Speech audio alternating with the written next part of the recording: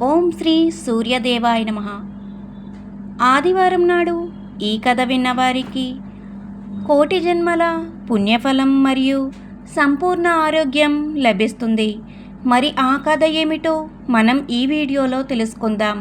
ముందుగా ఈ వీడియోకి ఒక లైక్ చేసి నా ఛానల్ని సబ్స్క్రైబ్ చేసుకోండి. నా ఛానల్ గ్రోత్కి సపోర్ట్ చేయండి. సూర్యదేవుడి అనుగ్రహం సంపూర్ణంగా లభించే కథ ఇది.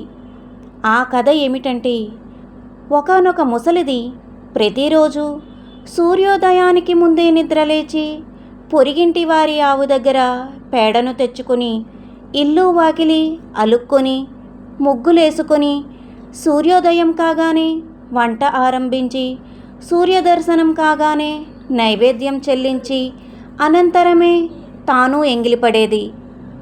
ఆదివారం నాడు మాత్రం పాయసం వండి నివేదించి కాస్తంత ఆ ప్రసాదమే తిని ఆ రోజంతా మరే ఆహారము తీసుకునేది కాదు. ఏ రోజునైనా సూర్యదర్శనం కాకపోతే ఆ రోజు మొదలు పచ్చి గంగ కూడా ముట్టేది కాదు. అంత నిష్టగా నోము చేస్తున్న దేవుణ్ణి ఎప్పుడూ ఏమీ కోరలేదు. నిత్యం ఆనందంగా ఉండేది. ఆమె ఇల్లు పూరి గుడిసె అయినా నోము మహిమ వల్ల కళాకాంతులతో వెలిగిపోతూ ఉండేది. అందరూ ఆమెని ఆదివారాల ముసలమ్మ అనేవారు.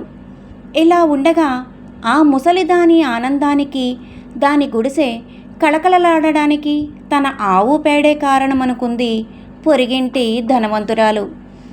అనుకోవడమే తడువుగా ఇంటి ముందున్న తన ఆవును ఆ రోజు నుంచి ఇంటి వెనకాల కట్టేయమని పాలేరుకు చెప్పింది. ఈ సంగతి తెలియని ముసలిది మరునాడు ఉదయమే పేడ కోసం వెళితే అక్కడ ఆవు లేక పేడ లేక హతాశురాలైపోయింది.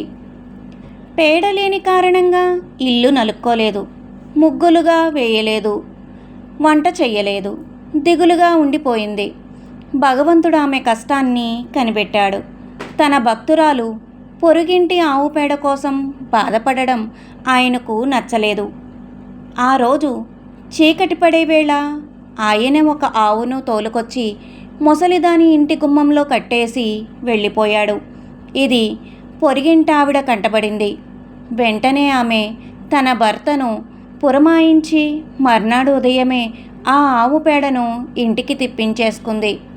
తీరా చూస్తే ఆ ఆవు పేడలో ఒక మాడ బంగారం ఉంది. అంతటితో ఆ ఆవును అపహరించేయాలనుకుంది పొరిగింటిది.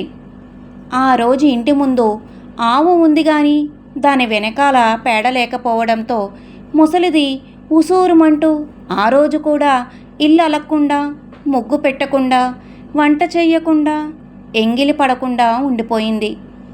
ఆ రాత్రి దేవుడు ఆమె కలలో కనిపించి వెంటనే నిద్రలేచి ఆవును తెచ్చి గుడిసెలో కట్టుకోమన్నాడు. ఆ ముసలిది అలాగే చేసింది.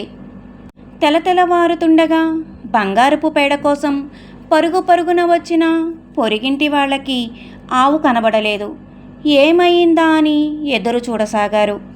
ఈలోగా ముసలిది ఇంట్లో ఆవు వేసిన పేడనెత్తి ఇల్లలికి ముగ్గు వేసి వంట చేసి సూర్యదర్శనం చేసుకుని పేడకి లోటు రాకుండా ఆవునిచ్చినందుకు ఆయనకు నమస్కరించుకుని నైవేద్యం పెట్టి భోంచేసి ఇది వరకు కన్నా ఆనందంగా ఉంది. ఇది తెలిసిన పొరిగింటావిడ కటకటలాడిపోయింది.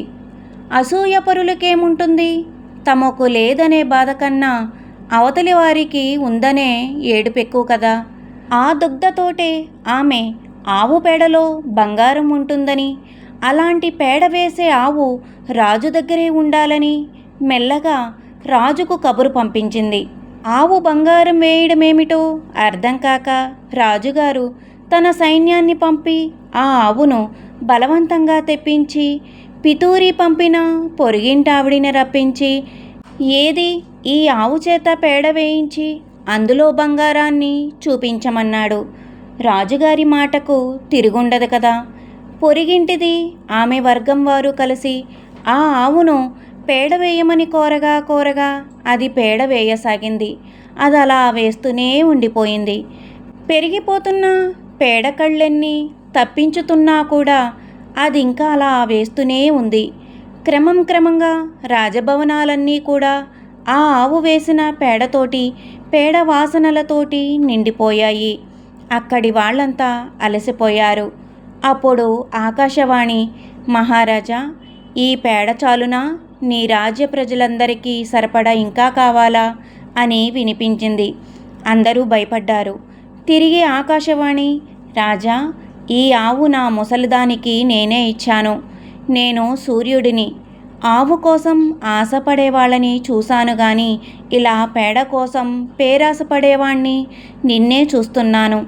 వెంటనే గోవును ఆ ముసలిదానికి అప్పగించు, లేదంటే నీ రాజ్యం మొత్తం దాని పేడలో మునిగిపోతుంది సుమా అని చెప్పి పొరిగింటి దాని కుట్రను తెలియజేయడంతో మహారాజు భగవంతుడికి కృతజ్ఞతలు చెప్పి క్షమాపణ కోరి ఆ గోవును ప్రార్థించగా అది ప్రసన్నమైంది. రాజు దానికి షోడశోపచారాలతో పూజ చేసి ముసలిదానికి అప్పగించాడు. తన ఆవు తనకు దక్కడంతో ముసలిదెంతో ఆనందించింది. జీవితాంతం వరకు పంటి బిగువు తగ్గక, కంటి చూపు తగ్గక, చెవి బలం చెడిపోక, వాత, పిత్త, కప, శ్లేష్మాది వ్యాధులు లేక ఆరోగ్యంగా జీవించి ఆదివారం నాడు పూజ చేసుకుంటూ బ్రతికి అంత్యంలో సూర్యానుగ్రహం వలన సూర్యమండలంలో లీనమైపోయింది. ఈ కథను ఇంత శ్రద్ధగా విన్న మీ అందరికీ కూడా జీవితాంతం వరకు పంటి బిగువు తగ్గక, కంటి చూపు తగ్గక, చెవి బలం చెడిపోక, ఆనందంతో, ఐశ్వర్యాలతో, సుఖ సంతోషాలతో వర్ధిల్లుతారు. మీకు కూడా వీలైతే ఆదివారం నాడు సూర్యభగవానుడికి పాయసం నివేదించి పూజ చేయండి. చాలు, ఆయన ప్రసన్నుడవుతాడు. ఓం శ్రీ సూర్యదేవాయ నమః. ఓం హ్రం హ్రీం హ్రౌం సః సూర్యాయ నమః. ఈ మంత్రాన్ని ఆదివారం నాడు లేదా ప్రతిరోజు 108 సార్లు పఠించినట్లయితే సూర్యభగవానుడి అనుగ్రహం సంపూర్ణంగా కలుగుతుంది. నా ఈ వీడియో కనుక మీకు నచ్చినట్లయితే తప్పకుండా లైక్ చేయండి, షేర్ చేయండి, సబ్స్క్రైబ్ చేయండి. నా ఛానల్ గ్రోత్కి సపోర్ట్ చేయండి. ఓం శ్రీ సూర్యదేవాయ నమః అని కామెంట్ చేయండి. మరిన్ని స్తోత్రాలు, మంత్రాల కోసం నా ఛానల్ని వీక్షించవచ్చు.